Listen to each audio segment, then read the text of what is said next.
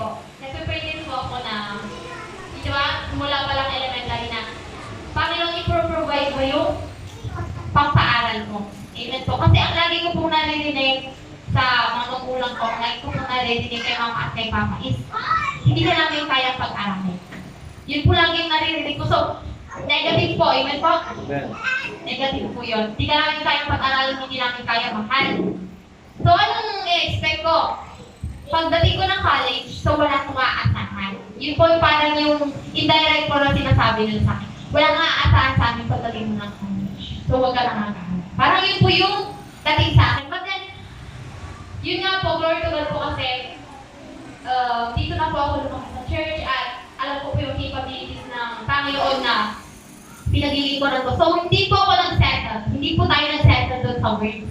Negative words from mga magulang ko mismo. So, sabi ko, Lord, ikaw magpro-provide. Amen. Magpapaaral. Ikaw magpro-provide ng pagpaaral. Amen, Lord? Yun po yung prayer ko. So, ayun po. So, make a story short, ang tawag ito, nag-volunteer po yung doktora na kaibigan ni Mama na magpapaaral sa akin ng dentistry. So, sabi ko, Lord, thank you, Lord, sa answered prayer. Thank you, Lord, sa answered prayer. Amen po. So, sabi ko, ang tawag dito, hindi po siya parang naging madali yung prayer. Kasi sobrang tagal ko rin po hinantay kung ilang years po yun. Pero dumating po. Pero, minsan po, yung prayers po natin or yung plano po natin sa buhay na binibiro po natin sa isip po natin. Kapag hindi po yun yung plano talaga ng Panginoon, iibayin at iibayin po natin. So, yun nga po, the story short ulit, umalis po or nag-back out po yung magpapaaral. So, kung gano'n po yung situation, kasi po, ano na po yun eh, graduate na po ako nun. Nakapag-graduate na po ako ng high school. Nakapag-enroll na din po ako sa college.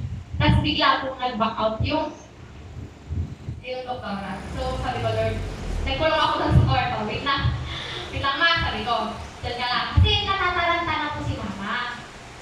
Yun po yung isang bagay. Natataranta na po si Mama, si Papa hindi niya na alam yung gagawin niya. So sabi ko, stop, wait lang po. Nagkulong po ako dun sa kwarto, o nyo, Ma, dyan lang muna kayo, mag-iisip muna ako. Nagkulong po ako dun sa kwarto. Hindi naman nila ako iniisip. Nagkulong ako sa kwarto, nagtalok po ako ng tungkol. Umiyak po ako. Umiyak po ako. Kasi Lord, sabi ko, yun na yung prayer ko, Lord. Bakit bigla bang nawala? Ano po yung plano mo, kako? Yun po, umiyak ako, nag-pray po ako, Lord. All process pa rin po ba yung prayer ko? Nasa lang po yung prayer ko. Kasi puro uncertainty na parang, alam niyo po yung nilalakaran ko. Parang madilim na, wala na po ako makita. So, naglalakad na lang po ako by faith talaga. Nag-enroll po ako, bayad po ako ng enrollment fee. Para po nakapirate, naglalakad po ako by faith. Yun lang po yung ginagawa. So, sabi ko, Lord, magpapa-enroll ako, nagbayad po ako, Lord. Let your will be done. Yun po yung prayer ko na umiyak po ako, umagulol po ako. Ewan ko kung naririnig ako nila Mama, but then, wala na po ako sa kailangan ng mga oras na. So, yun nga po, pagkatapos ko umiyak noon, araw na yun, mugto po yung mata ko. Parang sigod po ng bubuyo. Ang po, totoo po, talagang mugto yung mata ko. So, yun nga po, naiwan po kami, nung susunod na araw po doon. Naiwan po kami dalawa ni Francine, mabait po pong pamangkin. Naiwan kami dalawa. So, naglalaro po kami, wala po si Mama, wala si Papa, kasi nag-work. So, yung naglalaro po kami dalawa. And then, meron po dumating na yung ni Mama sa RPF, yung lending company ko. So, sabi niya, Neng, ako si Mama mo. Kaya na, auntie, wala po dito, ako. Wala po dito, sabi ko. Bakit po? Sabi ko. Ay, hinahanap siya dun sa office, dun po sa palengke. Nahanap siya doon, na doon si Madam, hinahanap siya. tungkol yata dun sa scholarship mo. Lord, mugto-mugto pa po yung mata ko. Lord, ako. Ayan lang, hindi po ba pwedeng ako na lang po yung pupunta? Ay, hindi! Ito talaga yung pupunta. Sabi niya, kailangan ka din doon. Sinasama ka din. Sabi ko, Lord, ano to? Sabi ko, yung prayer ko na po ba? So sabi ko, tinanong ko yung ate, to be sure lang po, di ba? Alam mo, mugto-mugto po yung mata ko, baka iyak ko ako. So sabi ko, good news ba or bad news? Yun po yung sabi ko, good news po ba or bad news po? Yung doon sa akin. Hindi ko alam. Alam, talaga naman si Lord. Sususpense niya pa yung pangyayari. So, yun po, hawak-hawak ko po si Francine. Umuulan po, nakapa yung kami dalawa. Ayaw niya po magpababa. So, buwan-buwan po siya. Napakagaan po niya.